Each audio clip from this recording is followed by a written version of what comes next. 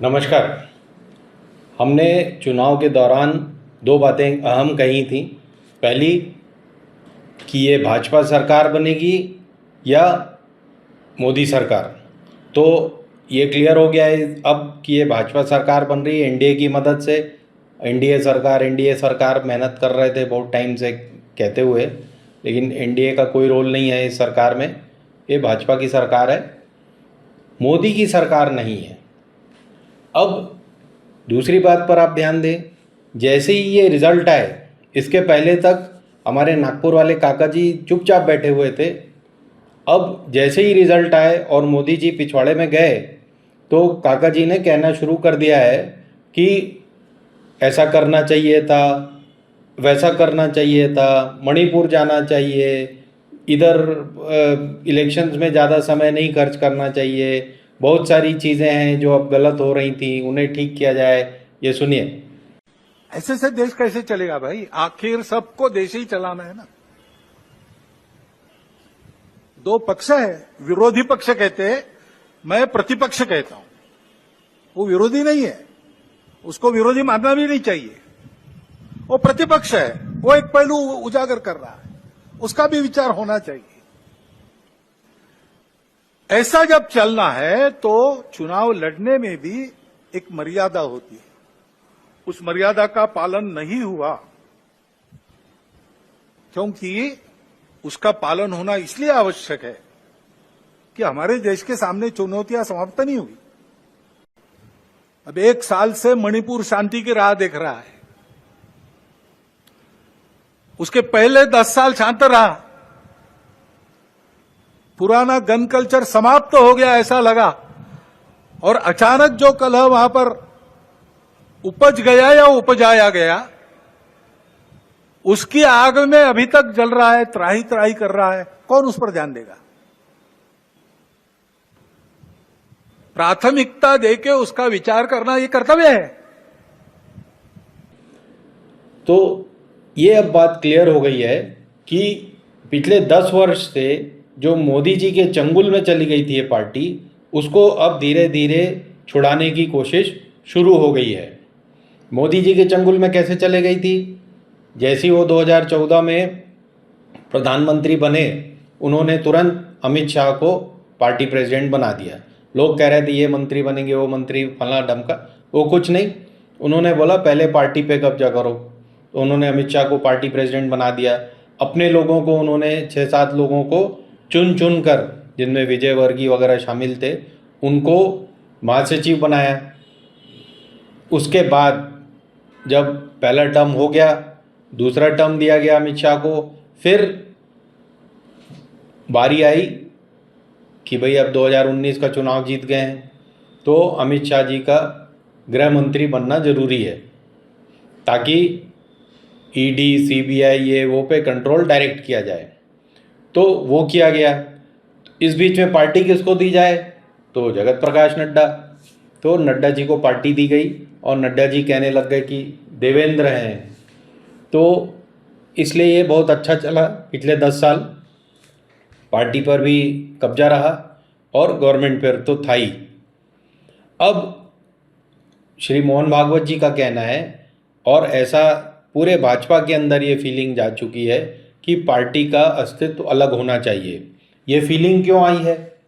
ये फीलिंग इसलिए आई है कि जो 400 450 टिकट बांटी, 445 या कुछ अभी लोकसभा की जो टिकट बांटी, उसमें 116 बाहर के लोगों को दी गई।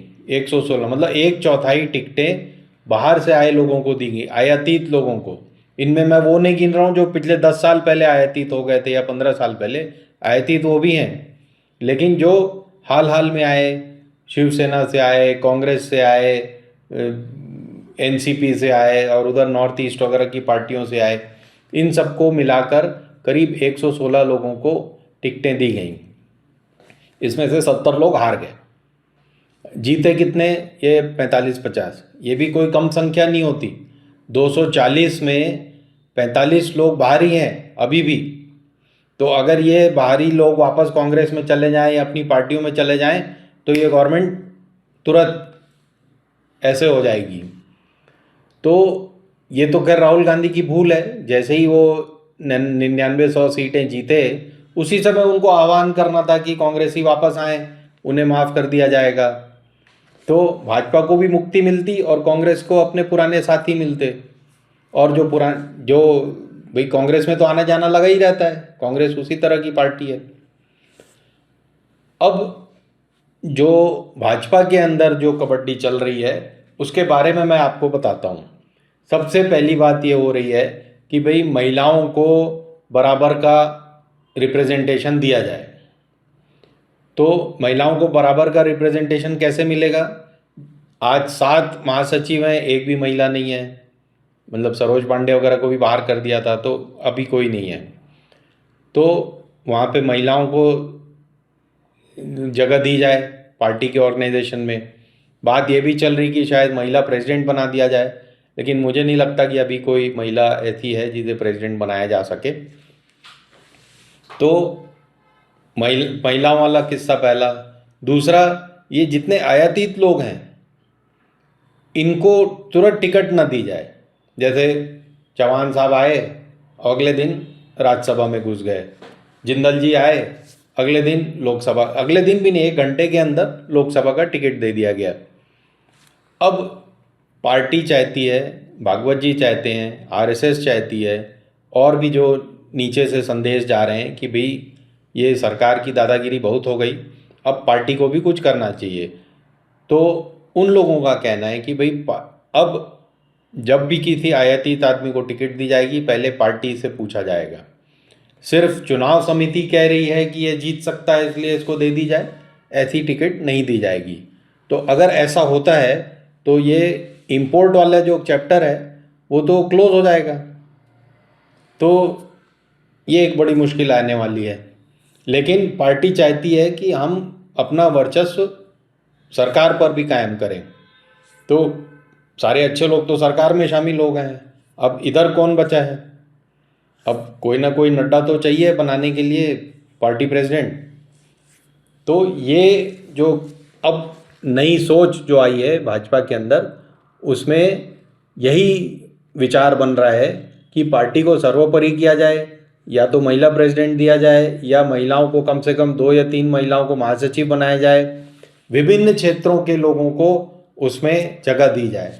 विभिन्न क्षेत्रों से मतलब नॉर्थ ईस्ट के लोगों को, साउथ के लोगों को, तमिलनाडु से और गुजरात से, और यहाँ अभी सब कुछ गुजरात सेंट्रिक हो गया है, तो उसको कमज़ोर किया जाएगा। अब जैसे कैबिनेट बनी, अब वो मैंने जैसा भी आपको बताया कि 40-45 तो 240 में बाहर के लोग हैं। कैबिनेट में आप देखिए 71 लोगों की कैबिनेट है, 11 दूसरी पार्टियों के हैं, अलग कर दीजिए 60 बचे। 60 में से 10 ऐसे लोग हैं जो बाहर गए हैं, जैसे जितिन प्रसाद, सिंधिया, रिजिजू, ये आपके हरदीप पुरी, वैष्णव, इस तरह के लोग अब पार्टी पर भी हावी हैं, सरकार पर भी हावी हैं। जयशंकर, सबसे बड़े एग्जाम्पल तो जयशंकर हैं, जो कल तक कांग्रेसियों के अधीन काम करते थे। वो अब हमें समझा रहे हैं पूरे देश को कि चाइना से कैसे रिश्ते होने चाहिए, वैसा कैसा होना चाहिए, और भाजपा की ये लाइन है। अरे भाई, आपकी पूरी ज़िंदगी एज आईएएस ऑफिसर कांग्रेसी कार्यक्रम में गुजरी और अभी आप बता रहे हो, तो ये सब चीज़ें भाजपा के पुराने लोगों के गले नहीं उतर रही। नागपुर को तो बिल्कुल ही नहीं पसंद आ रही थी, लेकिन अब मौका आया है तो अब काका बोल रहे हैं। इसके पहले चुनाव के दौरान बोलते कि भाई चुनाव गलत तरीके से लड़े जा रहे हैं, या मणिपुर भी जाओ, साल भर हो गया मणिपुर कोई नहीं गया, आपने कुछ नहीं बोला। अब बोल रहे हैं, इसका आप सिग्निफिकेंस समझिए। सिग्निफिकेंस यही है जो मैं आपको बता रहा हूँ कि अब पार्टी में आमूल चूल परिवर्तन किए जाएंगे, मजबूत प्रेसिडेंट दिया जाएगा, आने जाने वालों पर रोक लगाई जाएगी, महिलाओं को रिप्रेजेंटेशन दिया जाएगा, और विभिन्न क्षेत्रों को रिप्रेजेंटेशन दिया जाएगा। SC ST OBC, ये तो सभी पार्टियां ध्यान रखती हैं कि कितने कितने हों इसमें। एक चीज़ जो छूट जाएगी, जो पुराने में भी नहीं थी, नए में भी नहीं रहेगी, वो है जिनके ज़्यादा बच्चे होते हैं। जो लोग आप वस्त्रों से पहचान सकते हो, ये लोग छूट जाएंगे भाजपा के इस कार्यक्रम में, क्योंकि शहनवाज भी नहीं बचे और वो दूसरे जो मुख्तार जी मंत्री बन जाते थे मुस्लिम कोटा से, वो भी नहीं बचे। तो अब आप देखेंगे एक नई भाजपा हो सकता है नवंबर दिसंबर तक आ जाए। ऐसे तो चुनाव अब ड्यू ही हैं, क्योंकि नड्डा जी अब केंद्रीय मंत्री बन चुके हैं, तो चुनाव तो अब ड्यू हैं। उम्मीद करते हैं हम कि एक जो दुनिया की, विश्व की सबसे बड़ी पार्टी है, वो अब अपने रंग में आएगी। धन्यवाद। हिंदुस्तान जिंदाबाद।